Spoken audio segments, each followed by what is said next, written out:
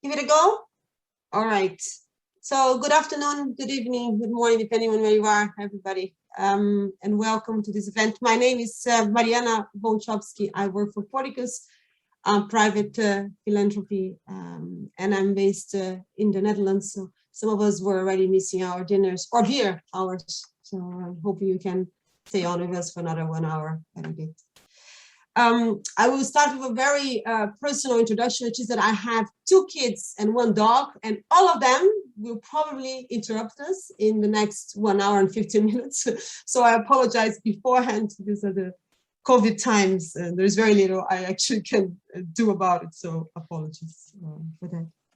So welcome to this event, Moving to Nature Positive, Mobilizing Business Action to Transform Systems. This is actually a parallel event of the 2021 UN High-Level Political Forum on Sustainable Development, the world's annual check on the SDGs. And this event is organized by the World Benchmarking Alliance, which is a partner of Porticus, and which will be introduced in more detail in a bit by Herbert, who's here with us today. I think it is needless to say, but we will say it nevertheless, that this has been a difficult 1.5 years. And if COVID has taught us anything, is that we can be set back very quickly from a lot of the improvements that we've made in previous decades altogether. So what should have been the decade of action, which should start this year, has actually begun with a huge year of crisis. And this has been the worst recession in 90 years, with 270 million people at risk of starvation. That's double what we had in previous years. We've lost 400 million jobs over the 1.5 last years in this crisis too. And what COVID has shown us is that we are not really talking about 2 different crises. The social, the political, the economic crisis are deeply connected to the nature crisis we live in, which goes beyond the climate crisis and touches very deeply into our nature and biodiversity. So today, the World Benchmarking Alliance launches a new report looking at systems transformation, so how to tackle this different interconnected crisis, which is called "It Takes a System to Change the System." It talks about 7 systems transformations for benchmarking companies. Herbert's going to be talking more in depth about it in a second. And in this event in particular, we are going to focus on the nature and biodiversity transformation that is deeply needed. So both the so-called Dasgupta report, so the UK's government report on economics of biodiversity, as well as a very interesting workshop report launched by the International Panel on Biodiversity and Ecosystem Services and the IPCC jointly. It's the first time they make a joint publication. Tell us sort of a very, very sad and concerning story of very quickly losing species, huge rates of extinction currently, much higher than the natural cycles would allow us to have. All of that points out to a loss in our capacity to be resilient, to adapt, both as nature, but also as society, as people living in this planet. So nature, people, prosperity, and security are, again, deeply related. So today what we're going to be doing is looking at the role of business in all of this. So how can businesses support this system transformation in particular? How can it both help us to move forward and be held accountable when it doesn't? So we have a distinguished number of distinguished guests here with us today, representing a broad range of stakeholders, and I'll be introducing them to you in a second. And we hope to be listening from them from different perspectives on the role of business in this transformation. For the record, as a reminder, today's discussion is on the record, so it's being recorded, and we actually hope that you can share what you hear and what we are learning together as broadly as possible. Before we start, a big thank you for the World Benchmarking Alliance for organizing this. Thank you for bringing us all together. So in terms of agenda, what we're going to be doing today is we have a quick introduction by Gerbrand Haverkamp, who is the director of the World Benchmarking Alliance, and Gerbrand will tell us a bit more what the World Benchmarking Alliance is in a second. And that's followed by 2 rounds of panel discussions with our guests, so those with the camera on here, and which I'll be introducing to you after Gerbrand has spoken. And at the very end, we have closing remarks by the permanent representative for Costa Rica in the UN, Ambassador Rodrigo Carazo, who is joining us towards the end of this meeting only. So with that, Gerbrand, I think the floor is yours. Thank you, Mariana. And thank you to my fellow panelists for joining us today, and everyone that found the time to listen and learn today. It's a great pleasure to have you. As Mariana said, my name is Gerbrand. I'm the director of the World Benchmark Alliance. We are a non-profit institution that is there to assess how companies are performing on the UN Sustainable Development Goals. And to do that, we create benchmarks that assess and compare corporate performance. And we were launched in 2018, so fairly recently, set out with the task of assessing the world's 2,000 most influential companies on their impact on the UN Sustainable Development Goals. And in 2019, we launched a paper outlining the 7 systems that Mariana talked about.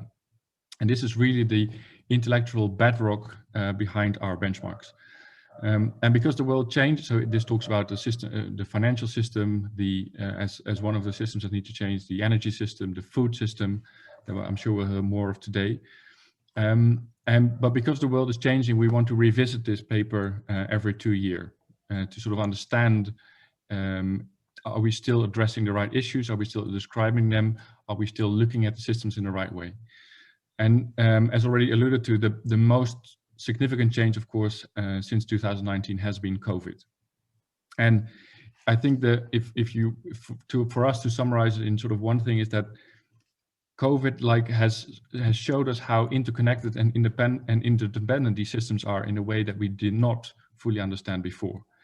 And it was already a bit alluded to, but this is by Mariana, but it really comes together with when we talk about people and social.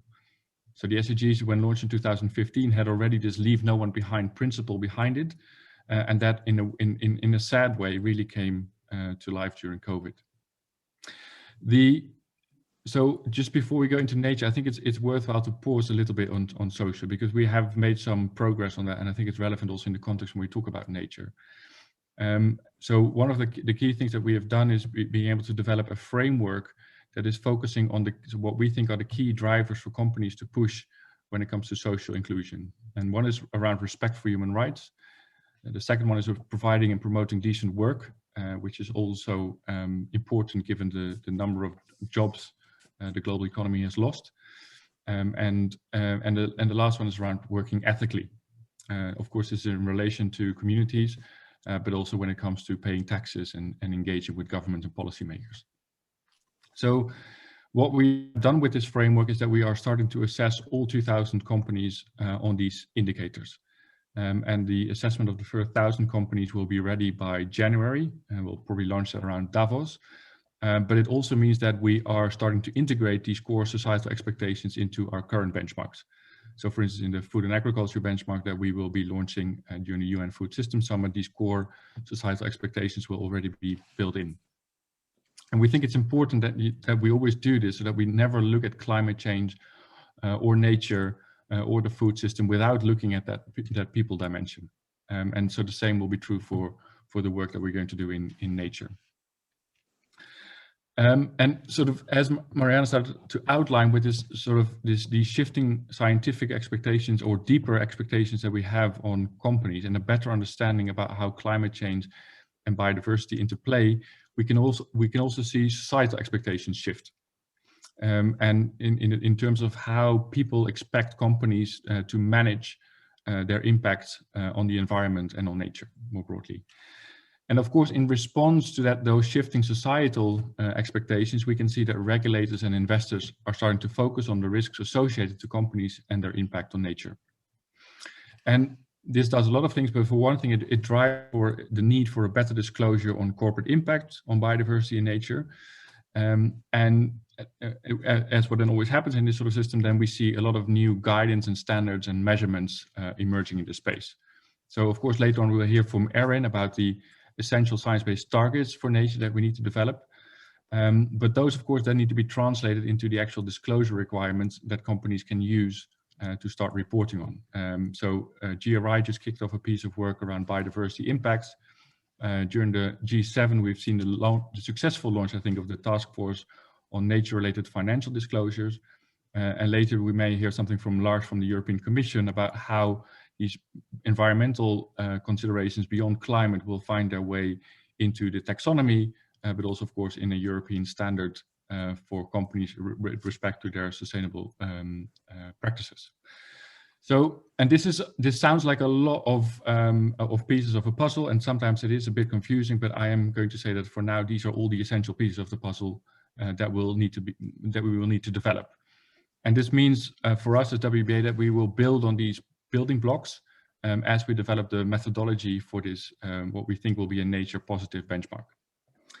And building upon here is really not just a phrase, and that sort of goes back to the title of this paper, that it takes a system to transform a system.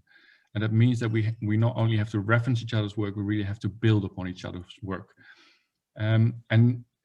This is one of the reasons why we're quite excited about the work that we have started earlier this year with Porticus and the Oak Foundations and some of the partners here today, on how do we bring all of these organizations together to create this, how do we bring them together so that collectively we can create a corporate accountability system for the global commons.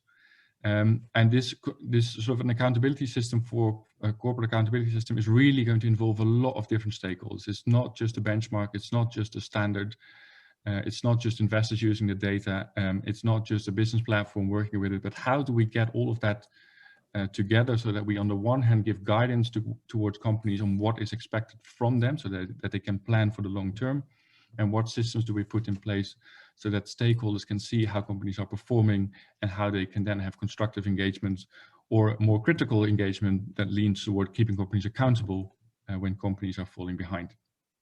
So this is also the reason that means for us as the WBA that we also need to operate and start evolving as a system, as an organization as well. Of course, with our own people, with our own teams, but also very important with the allies that we work with, which is now a network of 250 organizations.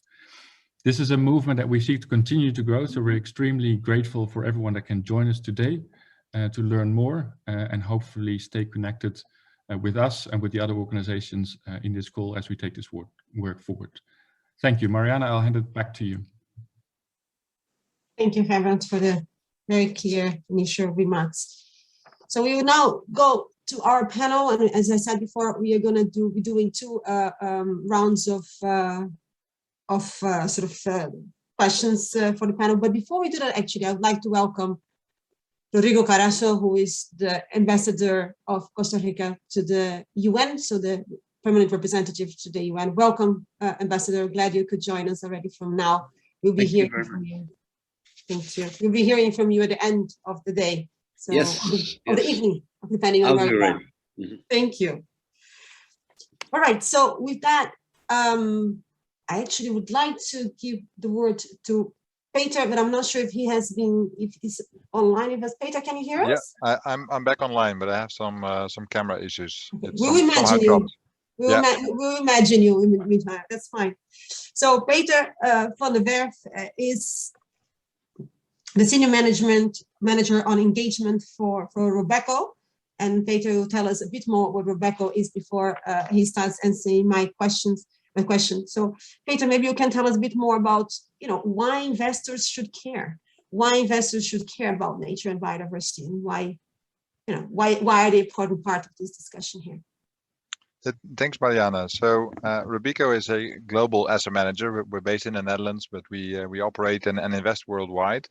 And for Robeco, sustainability has been a key consideration in how we make our investment decisions for the last 20 years or so, which also speaks from the acquisition we made from Sustainable Asset Management SAM, which became Robeco SAM later on, based in Zurich, which is part of our SI center that we are now building up and really fully integrating in our investments approach here at Robeco in Rotterdam. And what is really key, next to obviously our work on climate change, our work on sustainable development goals, is that we also have identified biodiversity as a global systemic risk that ultimately will put the value of our investments at risk. And therefore, we've decided to join the Finance for Biodiversity pledge and make that pledge last year, which basically calls upon us to align our investment decisions and our investment policy to the global biodiversity framework that has just been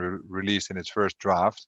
And with that, we as investors want to prepare ourselves for a future where biodiversity really becomes a limiting factor. And I think that's also really our call to action to other investors to follow in that path. And one of the things that we're working on is to see if we can develop a Nature Action 100, really a way of addressing the top 100 companies in terms of their dependencies and impact on nature. And similar to what Climate Action has done on climate, is to develop a global collaborative engagement to really express those expectations to the large corporates that we invest in through our equity investment, through the bonds, but at a certain moment also to the sovereigns that we invest in that are issuers of sovereign bonds. And I think all of those actors will need to move and ultimately deliver on the asks of the global biodiversity framework. And I think that's how we look at sustainability. That it's in climate, it's in biodiversity, it's in equity.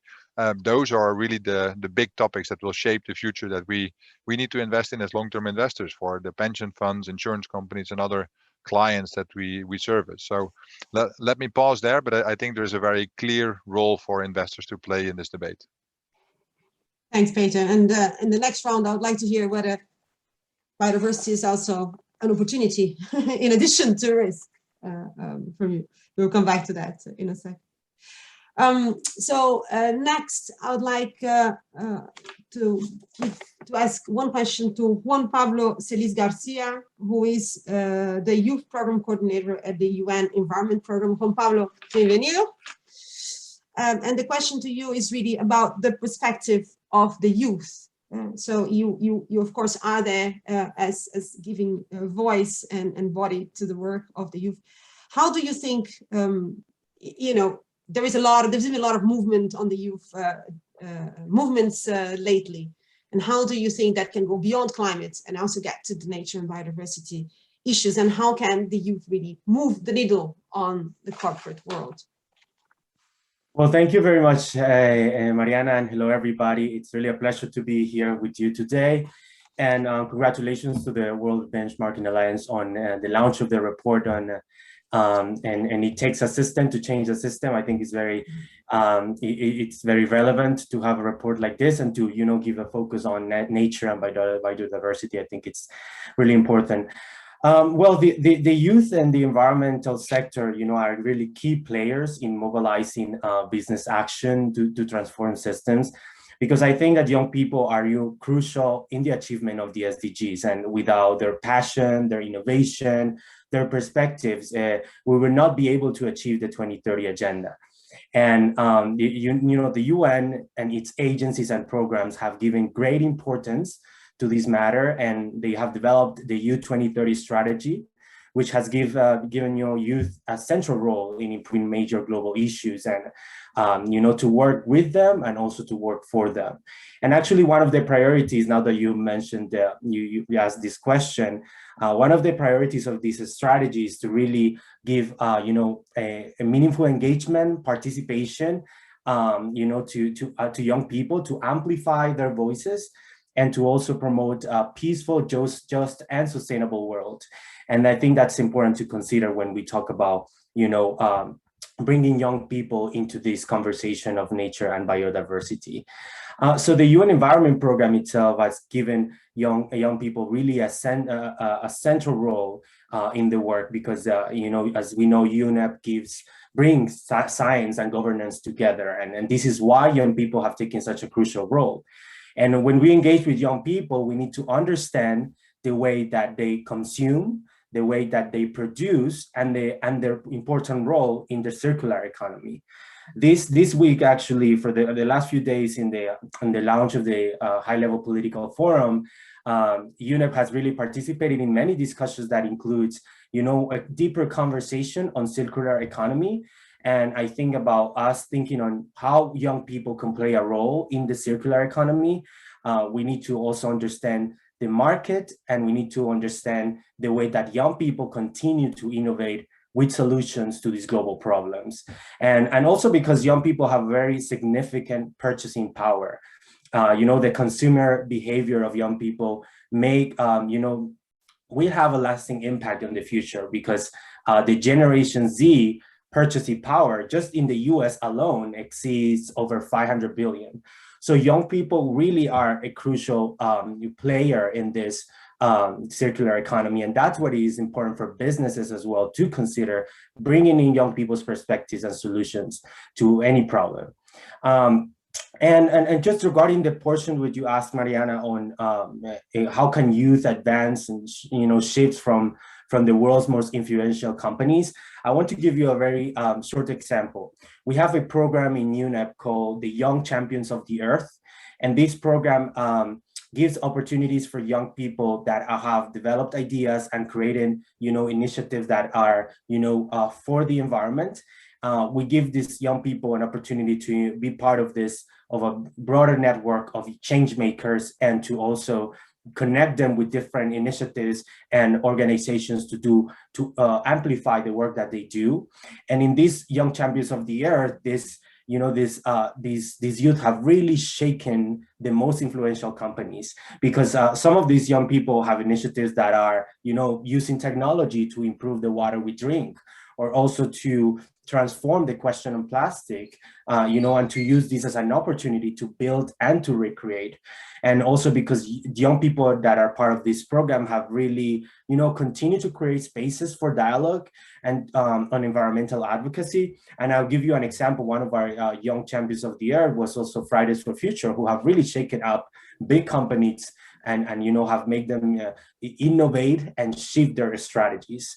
So I think that these are really good examples that we could think of how young people are really shaking things up, and that are making, bringing the question on how we engage with youth, for youth, in the sector of sustainability. So I think that's pretty much from my side, but I'm really happy to be able to answer your questions, and thank you again for the kind invitation.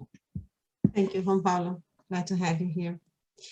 Next, we'll go to Aaron Gilman, and Aaron is the Executive Director of the Science-Based Target Network, which is a part of the Global Commons Alliance. Aaron, maybe you can start telling us a bit about what the Global Commons Alliance is. I mean, Herbert mentioned it already in the introduction, and then later you can refer to the Science-Based Targets Network for businesses. So, what are we learning so far in building those targets, and what do you see as recommendations moving forward when applying them to businesses as well? Thanks, Mariana. Hi, everyone. The Global Commons Alliance is a worldwide alliance of leading organizations working together to catalyze citizens, cities, companies, and countries to become stewards of the global commons. Science-Based Targets Network's role in that alliance is translating global goals like the Global Biodiversity Framework into science-based targets for companies and cities. We are about 2 years into initial implementation and are expecting to have our first science-based target methods issued by the end of this year. And what we can learn, I think, from efforts like the Science-Based Targets Network, is that we're at a point in our history where we need to focus on what science is telling us is needed what science says is enough. So the times of targets for companies being, you know, a little less bad or based on what is feasible in the near term is behind us. The place that we're at now is quantitative targets that are enough for what is needed for a company to do its part to meet global goals. To tackle biodiversity, we need to be inclusive in scope, land, fresh water, and oceans, and the biodiversity therein, because of the interconnectivity of what we're working on. We need to focus on actions to avoid, reduce, restore and regenerate and transform systems. And most importantly is avoid and reduce. We also have learned that unlike climate, when you're talking about nature, it's really important that you're taking into account the place in which you're operating, the landscape in which you're operating, as well as the time, because actions to avoid and reduce have a different time scale and payoff than actions to restore and regenerate. We also need to be learning what has worked and what hasn't worked from the climate movement and accelerate. So Science-Based Targets Network builds off of the momentum that the Science-Based Targets Initiative has developed on climate and is expanding that scope beyond climate to nature broadly. And lastly, I would say there's reasons for companies to be taking action now, and there's enough information for it to be directionally correct. So you can refer to the initial corporate guidance that we issued last year. Companies can be joining our corporate engagement program if they're particularly motivated to be participating in design of methods. And there is plenty of guidance out there for companies to get started. And I'll leave it at that. Companies should be running out of excuses by now, Harry. That's what you what you say. Thank you. And next, we'll talk to Diane Holdorf. And Diane is a Managing Director of Food and Nature at the World Business Council for Sustainable Development, and also a part of the global, a partner at the Global Commons Alliance. Diane, so the World Business Council for Sustainable Development has been convening a number of multi-stakeholder efforts to really understand the role of businesses in building a nature-positive future in relation to a number of value chains. Can you tell us a bit more about that and what you've learned and how that connect to the effort that Herbert mentioned in the beginning, so the work of the World Benchmarking Alliance and others that have been speaking before you? Mariana, thank you so much. It's so great to be here with everybody on this panel and to talk about this report and the work that's underway collectively with so many of us to drive real momentum and action to address the crisis of nature loss. It's work that we're doing at WBCSD. Personally, I sit on the Global Commons Alliance Advisory Committee, and we work very closely with the Science-Based Target Network and Aaron and the team to help support and drive the business engagement that Aaron was referring to. And there's a lot of real motivators for this. And Juan Pablo, I loved how you set that out with youth as one of the biggest drivers for the transition that we're all working towards. So really nice to hear how these are all coming together so well.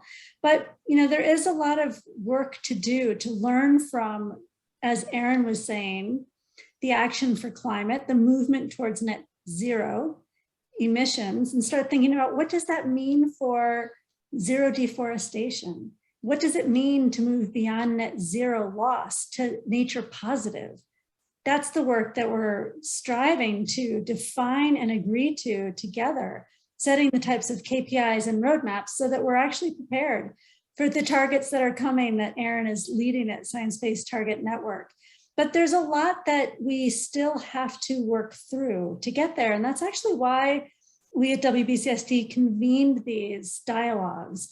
We've held 2 of the 3 dialogues already with very diverse groups, over 60 different stakeholders representing different disciplines, sectors, and value chains to come together to identify a series of building blocks that we can all use to guide credible and coherent business contribution that can be demonstrably accountable as well, that will contribute to being nature positive, as well as providing assurance towards a net zero and equitable world. What this really means is helping businesses who are perhaps less advanced on their nature journey to simply understand this issue of what is nature and what does it mean to be nature positive? How does my operations, my supply chain, my value chain impact that? And what questions should I be asking? What actions should I be taking? And what constitutes positive? So this level of discussion, building on that technical guidance, is coming forward. And this is the way that we're working together with companies to help be ready and prepared to adopt those science-based targets for nature as soon as they launch. We really want to understand where the current performance is, what is currently being measured, assess readiness in that way, and then provide actionable guidance. That's where these roadmaps come in. What are the steps that all companies can take to begin wherever they are in their journey, knowing we have to move quickly? There's real urgency to what needs to get done. So we're taking an internal analysis right now of our members. We have more than 200 members with our new membership criteria. Moving towards nature positive is one of the actions that they do need to take to maintain that. And so therefore, working with all of the partners here and many others, we need to help them understand what can be done, and linking that to World Benchmarking Alliance's nature benchmark work and the types of metrics that are there as well is the steps that we intend to take to help companies move forward. And with that, Mariana, I'll hand it back over to you. Thank you, Diane, appreciate it. And that actually connects nicely to the work done by Lars Muller.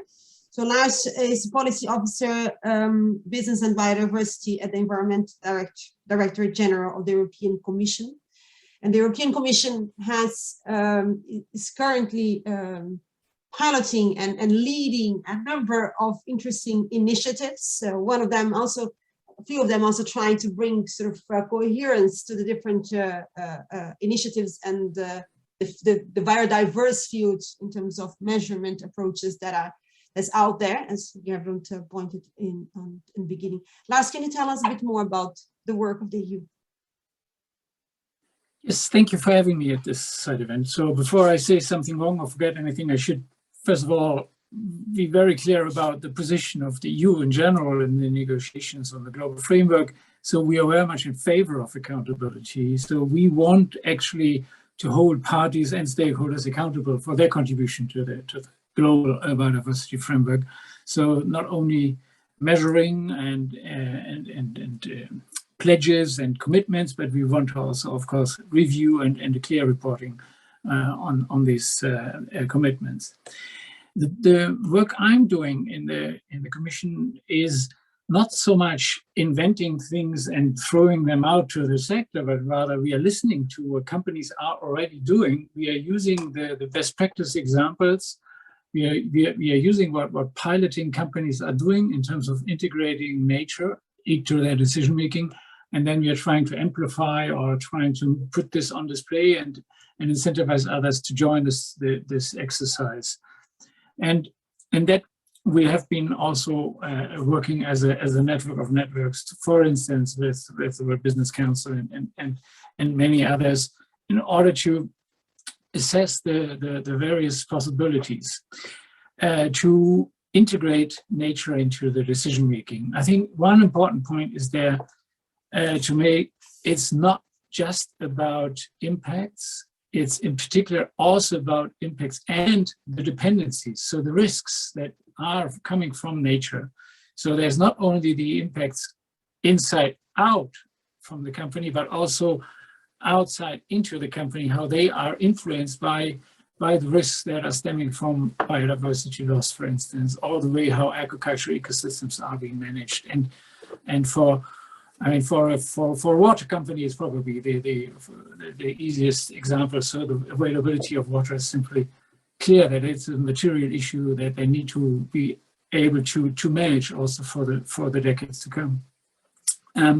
But this is also of course for other sources or other supply chains that are to be managed.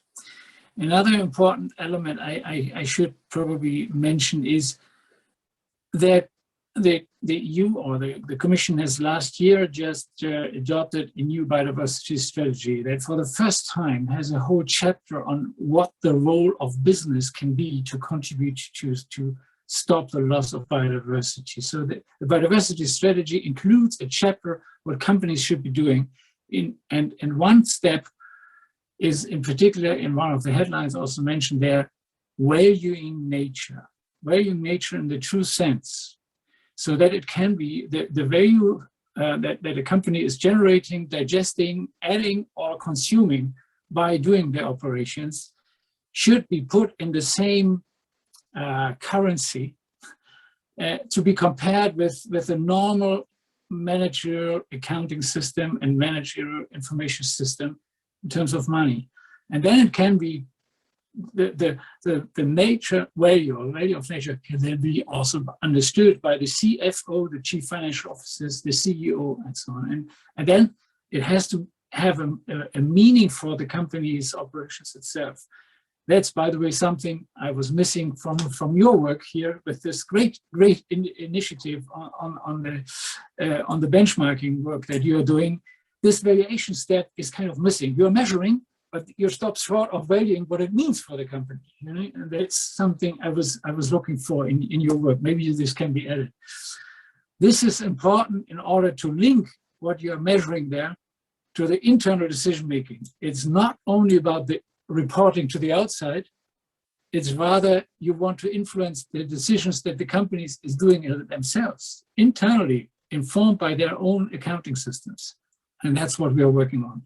Last point, with our partners. And last point on this, we were then looking for the various measurement approaches out there. If it is a mining company having some impacts in some places, if it is a company that wants to understand the impact of a certain supply chain, some cosmetic products, or a clothing company, I mean, apparel, so they are depending on cotton, wool, fur.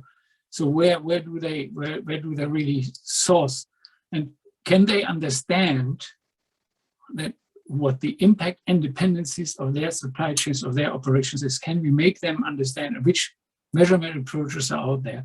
These we have been assessing, and they can be looked at in the summary on our website. And we try now to channel this also into the upcoming legislation. Actually, there is a proposal already out, which is called the Corporate Sustainability Reporting Directive, which should be adopted a year from now. It was published a few weeks ago. And in a year from now, it should be then legislation in force that gives the basis for new reporting standards that companies up to a certain size will have to comply with. And they will then need also to use these methodologies that we are working on. That's the plan. I stop here. Thank you. Thanks, Lars. And maybe actually I would like to use your sort of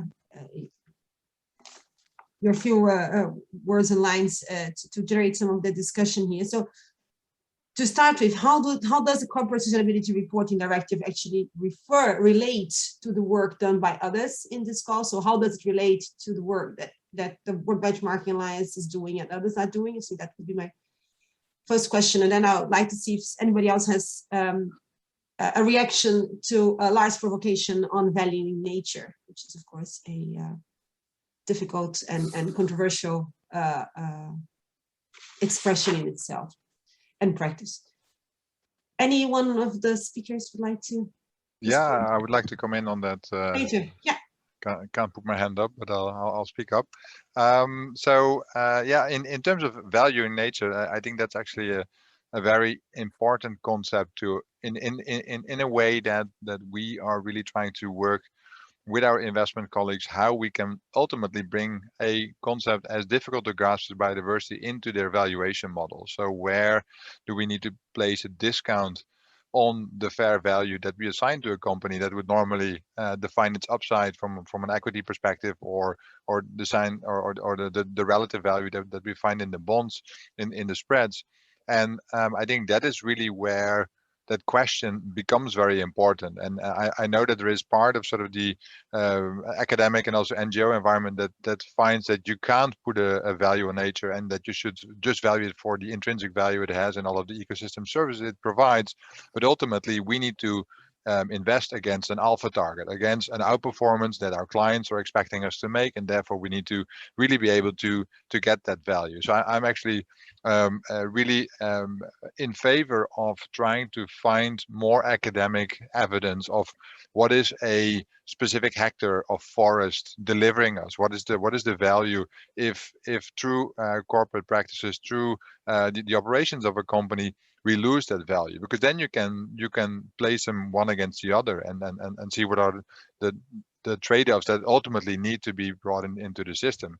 And as long as we continue to work with those externalities, it's always society that bears the cost, and it's either an individual company that reaps the short-term benefit, but ultimately that is not also in favor of what our clients are asking from us, because they will see those costs. So I think there is a strong need for more sort of academic evidence. So also the work of the TEEP study, where academics are now working on getting more granular data on how can we translate those ecosystem services, I think is crucial. And the big challenge is that you have environmental scientists or environmental economists, have to say, doing this work, and it needs to move into the financial industry, where econometrists that I'm working with here in the investment industry can also make sense of it, and they know what is the quality of the data and how to start using that. So I think that's where really the key challenge for the coming year also lies, is getting the different types of data to talk to each other. Thanks, Peter. Appreciate it. Anyone else like to? Herbert, yeah, go for it. I'll just say a few remarks about the upcoming standard developed by the European Commission and how this sort of plays into that, and then a quick remark maybe on valuation. So the European Commission has quite clearly set out that they're going to develop a broad standard about the impact of to which companies have to report. And this will be rather unique because, first of all, it's going to be mandatory, which is new in the world at this level, and it will be about the impact of companies on society and the planet, and not the other way around about how, which is the discussion we just had. I think what the European Commission has very clearly signaled is that it's trying to align itself as much as possible with existing standards. So they just announced a partnership with GRI, but of course you see that the interesting bit I think about nature and biodiversity is that, of course, there's a need to align, but as I think also as Diane put, there's also a lot to be developed. So of course the European Commission will most likely engage into the development of a taxonomy around environmental indicators. And but before we can actually align, I think there's still a lot of work that needs to be developed. And hopefully the work of GRI and CDP can be instrumental to that. I think the task force on nature-related financial disclosures can do that. But I think it's important to keep that in mind. Whereas with climate, we are already at the point where we can just align because the metrics are there, the science-based targets are there. We know what good looks like. We're not there yet in the space of environment. So it's important that I maybe say this even as a note of caution, because the call for global alignment and convergence is so strong that in the case of nature and biodiversity, we may end up with the lowest common denominator if we do that too quickly. On the point about valuation, I don't know where I stand in the principal debate. It's not really important. I think these things can coexist quite well next to each other. You can value a tree for what it's worth, standing up and both in sort of intrinsic value in terms of financial value. I do think this goes back to that point about how we all work as organizations together, that it's not for the WBA to engage in that point of view. There are organizations like the Capitals Coalition, the Integrated Reporting Council, those are really, I think, the type of organization from a, let's call it sort of public good civil society point of view, that can work with businesses and investors in trying to put a value on these things, whether that's a material or an intrinsic value. The work for us as the World Benchmark Alliance is to show how companies relate to each other and how they perform against absolute targets. And then it's for investors to make the correlations between how that deals with stock performance, how they want to integrate that into loans. But the question about, you know, how do you value that internally within the country is really different, and it would be mission creep for us as an organization to move into that space, because there are other better positions to do that. Clear. Thank you, Harold. Actually, if no one else would like to react to this point, I would jump immediately to the second round, because the first question that I'd like to ask Peter relates to that. So Harold just mentioned the benchmark and the upcoming, he touched about potentially upcoming benchmark on nature, so the nature benchmark.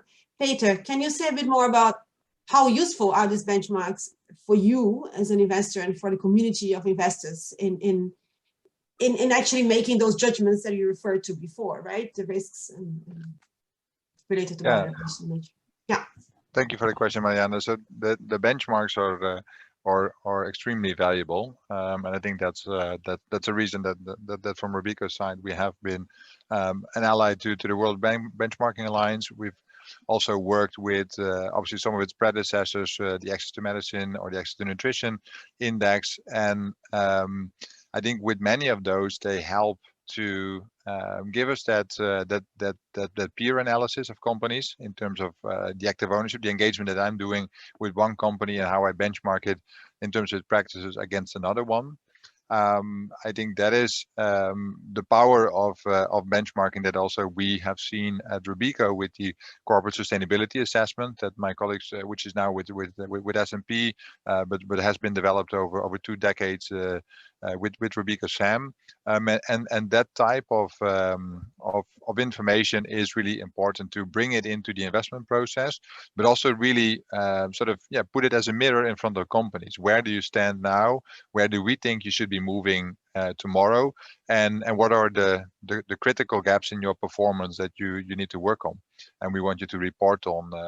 And I think that's where this type of benchmark also on nature is really critical, and it also really flows into our ambition to develop a Nature Action 100, where you will need a similar approach. I think one of the things that has been difficult with Climate Action 100 is that it took a very long time for the actual benchmark to be developed before we could really sort of compare companies. So I think with the Nature Action 100, that should be set from the start. How do we develop the benchmark? How do we compare companies? And how do you then track progress over time?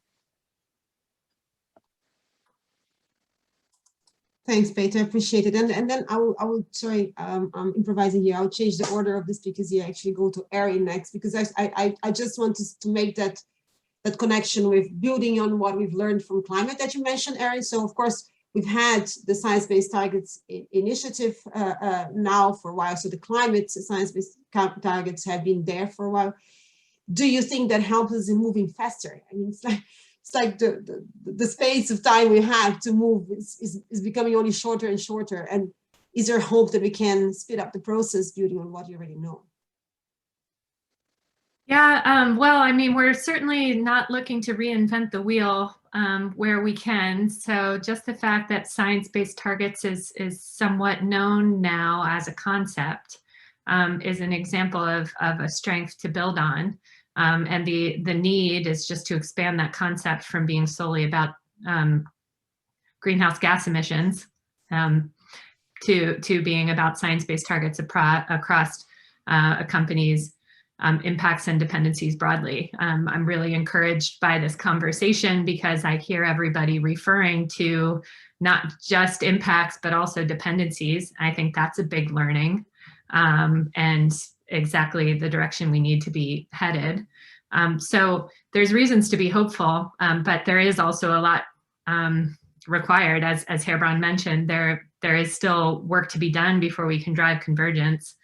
We don't have the 30 years of the greenhouse gas protocol, et cetera, to build off of. But with that, white space is opportunity. It's an opportunity for co-creation in our system, so that, you know, the work that we're doing within SBTN, the work of TNFD, the Nature Action 100, we have an opportunity to move collectively as a system in that way, in co-creation. And so, you know, it is more complex when you're talking about nature. It can't be distilled into one target per se, but we are working together to figure out the most simplified way to boil it down without losing the richness of the science basis. And I'm confident that together we can get a good enough direction of travel to start taking ground. And we also make sure that those that care primarily, if not solely, about climate recognize that they can't solve climate without addressing nature loss. So that because of them being inextricably intertwined, there is a need to care about addressing this, even if your primary focus is climate. That you can't wait to solve one to go to the next, isn't it, Aaron? So you can't just wait until we solve climate to jump into the next bandwagon. That will be too late if we do that. Juan Pablo, I'll come to you next. So just want to ask one related question to Diane, which is, so Aaron talked about the science-based targets and the importance of that to move the needle and the system. Dan, can you say a bit more about what the role of data and evidence is in supporting companies? Yeah, gladly. It's super important. And, everybody's been talking about it. Peter was talking about it for the need for investments, Aaron, and the need for setting baselines and gathering information. And the good news is, like we've heard about here, there is already a lot of guidance and resources that exist. As far advanced as the climate discussion is, sometimes we have to remind ourselves that we've actually been working more than 15 years in biodiversity, and that has generated an awful lot of information. But part of the challenge is that it hasn't necessarily always been aligned or as clear for folks who are working on these issues within companies. And it can be quite tough for them actually to figure out, navigate their way through all these resources and determine where to start. And so the creation of roadmaps on how to start to gather this data, which data is important, and what to do with it is really an important part of this step, because depending on the sector and where companies sit in the value chain, as well as their level of maturity on these issues, they could already have a curated and tailored set of resources to help them take action much faster than they might think. It's a matter of pulling that information together. Aaron referenced the SBTN initial guidance for companies that haven't yet started on their nature journey to get to nature positive. And that's a really helpful place to start, because this existing data often is there and can be used to estimate impacts and dependencies on nature, particularly when it comes to direct operations. That's where companies normally have the most robust data. They're collecting it for all kinds of operational performance assessments. And often maybe only a few pieces need to be added to get after what impact they're actually having on nature. The extension of that then is to the value chain. So you can think of it kind of like we do in climate, scope 1 and 2 nature data and scope 3 nature data across value chains. We find that to be a really helpful comparison, because thanks to the 1.5 targets we actually have through the greenhouse gas protocols, already gotten companies accustomed to thinking along these ways. So this first level of analysis can result in a list of potential issue areas and priority setting, so that targets can actually be set within companies, because what we set as a target, we can measure against, and we can then assess performance and progress against. And that's incredibly important here as well. So it helps us make that case for further internal investment and to assess where those right priorities are based on a company's operation and footprint. So additional baseline data then is often needed for prioritizing those targets in those locations. And that way we ensure that the company knows what they're after, but they're actually managing it within planetary limits and within societal goals as well. And that helps when it comes to companies being prepared to disclose this data publicly, along with ESG reporting and other kinds of progress on both climate and nature, and frankly, on equity that has a key place in this discussion as well. One of our participants in the Nature Positive Dialogues that we had last week said it's easy to get swallowed up in the data, and that's really true. but it's super important to know how much is enough and to figure out what are at least those first steps in the journey. So it's been just great working with so many of the partners that are here, knowing that we're getting that prioritization started, that the clarity of aligned guidance is coming, and that business is actually quite ready to move. Thanks, Diane, appreciate it.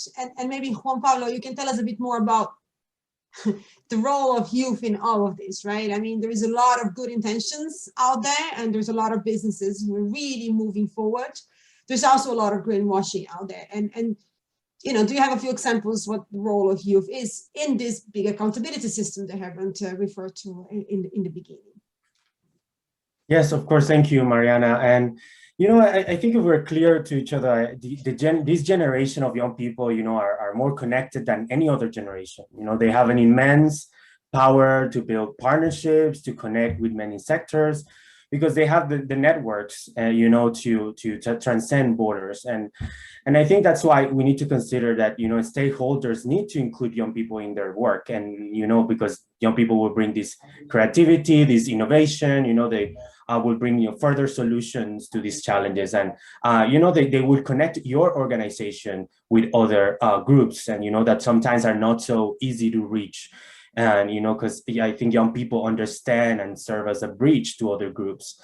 But I think one of the challenges here is the way that we communicate this information to young people, the way that we communicate the data, you know, that it should be clear and it should adapt to the realities of each audience, because that also includes, we know, young businesses that are run by young people.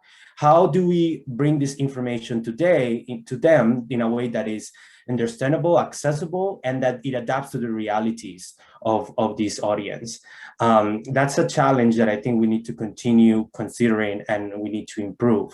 And that also includes in the social media space, you know, how can we make sure that these data and that these targets, you know, are achieved if we communicate this information through, you know, other digital media, and, you know, in a way that it attracts audiences and is easy to understand. And on the question on, you know, of bringing some examples, I think if we talk on an intergenerational perspective, one of the examples for UNEP will be the UN Decade on Ecosystem Restoration. This year, during the World Environment Day, UNEP launched the Decade on Ecosystem Restoration, which aims to prevent, to halt and reverse the degradation of ecosystems on, you know, on every continent, on every ocean. And this decade, which it aims is to, you know, to help end poverty, to combat climate change, you know, to reimagine, restore, and recreate ecosystems. And that's one of the success stories from UNEP when it brings the intergenerational perspective, because of course, without bringing those older generations and the younger generations together, we will not really be able to, you know, restore ecosystems. And I would really encourage everyone to, you know, look into what we've done so far on ecosystem restoration and get involved as well, you know, because this intergenerational conversation has really bring, you know, the way that we reimagine and recreate and restore ecosystems. And that's why we launched the hashtag Generation Restoration, just as an example of an intergenerational, because everyone can be generation restoration, no matter their line of work, where they're coming from, their age, everyone could be really part of this generation restoration. And that's, I think, one of the examples of how a success, you know, initiative could bring both ways of both voices and other generations across. And also to link it with the Sustainable Development Goals, because, you know, it is, without having an intergenerational approach, we won't be able to achieve the SDGs as well. Yeah, I think that would be my contribution from that side. Over to you, Mariana. Thank you, Juan Pablo, appreciate it. Then if I may, Herbert, you wanna come in here? Juan's story sparked something about the way that we present data to young people, and I wanted to highlight that because I think it's a very important point. It's just a very practical example. We have just started sharing our data with Tumelo, and you may not know Tumelo, but Tumelo is a small startup company in the UK, and they have started. You can fill in your pension, so you just, you know, you get your first job, you get your first pension plan, you fill it in there. and it will tell you in which companies you are invested through your pension. And then the app tells you how these companies are doing, and then you can instruct your pension provider to vote, or you can at least tell them what preference you would have in terms of voting on the next AGM when it comes to the re-election of the chair or the remuneration or climate change. And we have sort of now started to insert our WBA data in that app, so that particularly young consumers can sort of start to see how their pension is shaping the world that they one day will retire into. And I think this is sort of one of the kind of stuff that we will try to see and move into, about how we present this data to different groups so that it empowers them to engage with companies, whether it's directly or through their pension plan. Thanks, Harold. Very, very good example. We have actually 2 minutes before I give the floor to the ambassador. So Lars, I would like to answer a question that's actually on the chat, which is, do you expect that the CSRD will be adapted with its current scope, or do you believe the ambition will be watered down? Well, it is a proposal by the Commission. It has to be adopted by the co-legislature, the European Parliament and the Council, and it will be discussed there. And which direction this goes, it is currently not foreseeable. However, as the directive gives a broad framework that will be then also underpinned with concrete secondary legislation of reporting standards, which is informed by a process involving the sector and a body from the financial sector, in particular, and experts, I'm pretty confident that what is coming out of this process will be workable also for the corporate and the financial sector. One last sentence on this one. We are connected with the project in DG Environment also there with the so-called Value Balancing Alliance, which is an alliance of corporates, of large corporates like BASF, Novartis, VW, Deutsche Bank, and the big four consultancies, Deloitte, EY, and KPMG, and so on, PwC, that are working on a standardization of natural capital accounting. How it can be really done in order to link this relation with nature and the dependency on nature with the decision-making system. And I think that we are there linked to real practitioners, big companies who really strive to find a way to integrate their relation with nature into their decision-making systems is a, well, guarantee, big word, but it gives a high likelihood that what is coming out there is workable and practical also for companies. Thank you, Lars, appreciate it. And we move from companies to countries. And we give now the words to Ambassador Rodrigo Carazo from Costa Rica, so the permanent representative at the UN. In a way, it connects very nicely to what Lars just said. No, the companies that take business, that take nature so seriously into their decision-making process, and I think this is exactly what Costa Rica has done for so many decades now, taking nature and the value of nature deeply into your own decision-making processes, in your own policies, and you've been quite a leader at that to all of us in this world. So, Ambassador, thank you for being with us here, and glad to hear your words. Well, thank you. Just this last notes and putting my country as an example leaves me kind of shaken before we are leaving people behind, despite all of our efforts, and despite that ADN has been still into our blood through generations of people tending to nature and finding that perhaps deviating from nature at some particular times in our history has meant a high price, a very, very high price in the whole purpose of the nation, of the collectivity of the people of, of the country. I remember back in 1993, I had the honor of being the first defensor del pueblo, the first defender of the people, which is what an official agency named by Congress and so on, in order to defend the rights of the people. And the young people that advised me at that moment said, well, you have to begin in your first division, first aggregation there in the Defensoria should be the one that cares for nature. And they were right. They were right, because we had hands full since the beginning, precisely in finding out how to preserve natural resources. 30 years since, I hope that that organization has done something good for nature, but more than that, something good for the people. Much to be done, very, very much more to be done. I'm very impressed in what I've heard today. I'm very impressed on what I have read in preparation for this conversation. But mind you, are you going too far ahead in regards to people who are then staying back? How integrated this group could be, how integrated with people from different origins, people from different races or upbringings, which are in many cases, and I think it was Lars, the one that mentioned this most recently, who are the real practitioners of nature-based solutions.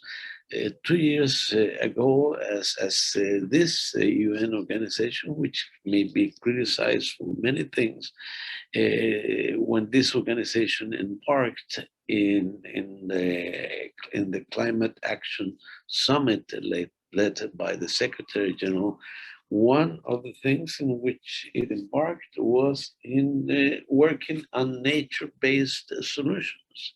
And this booklet, which compiles some 200 initiatives, nature-based solutions, is perhaps some of the leading lines to what Erin, I think, mentioned as being the ways of convergence, the ways of finding synergies into what, to so many great things that you are doing through the different organizations, how to put them kind of into a web where synergies may be made. And yes, as everyone was mentioning, act collectively as a system. I mean, please do so, because the stakes are very large. And you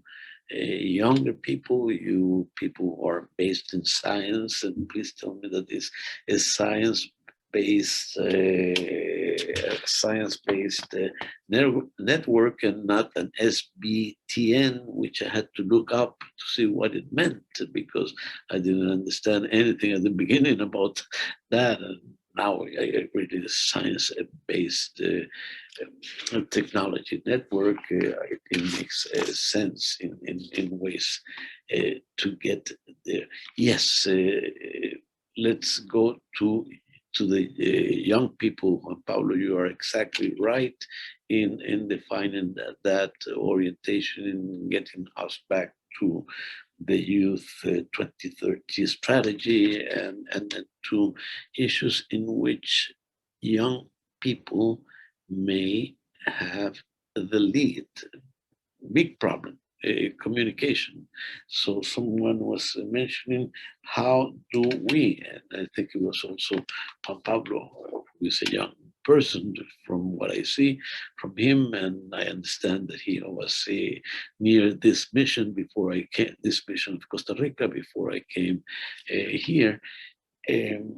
how do we communicate to young people?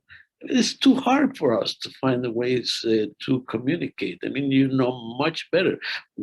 How can you understand us a bit? Because we have still some experiences and something to instill, but it is you, the ones that have the answers, the ones that have this access to science, this access to knowledge, the ways to build up connections, as you mentioned, the ways to build a partnership in a much better way than what we have done in the past. Costa Rica, yes, is a green hub. We will be willing to do, young people in my country have been willing to do, will be willing to do whatever it takes in order to try, in order to find solutions. And therefore, the solutions that I have a long list of solutions which have been put in practice in Costa Rica in the last 30 years or so. Many of them are precisely solutions in order to reverse the biodiversity loss, in order to put a price into everything that we use of nature as we produce, in order to revert that loss, have led to what we have as a society now. For example, by paying for servicios ambientales, environmental services, which allow for the protection of forests, we have been able to duplicate the very meager, very small area of protected forest that we had in 1980, and now we are a world, a country that is very much covered by forest through state action. The important thing, this payment for environmental services has gone much more to the indigenous regions, to the indigenous population, who for many of them is the only way to get cash throughout the years, $60 for a hectare, which is the payment that we've done, and has been very, very useful for those things. We will be in Costa Rica, and not my children, but my grandchildren. One of them, who is sitting here with me in New York now, Antonio, will be willing to try new things, to do new things in order to preserve that the nature that we have, and perhaps this is part of that ADN. Let's have you understand us a bit, rather than asking us to communicate better with you. We're done. I mean, you take the charge of things, because you know the answers. Thank you very much. Thank you, Ambassador. Much appreciated. I will pretend you were also referring to me when you were talking about the younger generation. Thank you for your words and for your reflections. We're coming to an end of this session, and the World Benchmarking Alliance will be in touch with you, so you'll be receiving the link to the report. It was already shared in the chat, but it will be shared again. And feel free to respond to that email, and to also let us know how you also want to be involved in the upcoming nature benchmark. So thank you all for coming. Thank you, Ambassador, again for your time. Thank you for all, Diane, Erin, Juan Pablo, Peter, Lars, and Hebron. Thank you so much for being here, taking the time. And hopefully see you soon again. In person, maybe. Thank you, Mariana, and thank you, everyone. Everybody. Thank you, everybody. Have a great day. Bye. Thanks so much.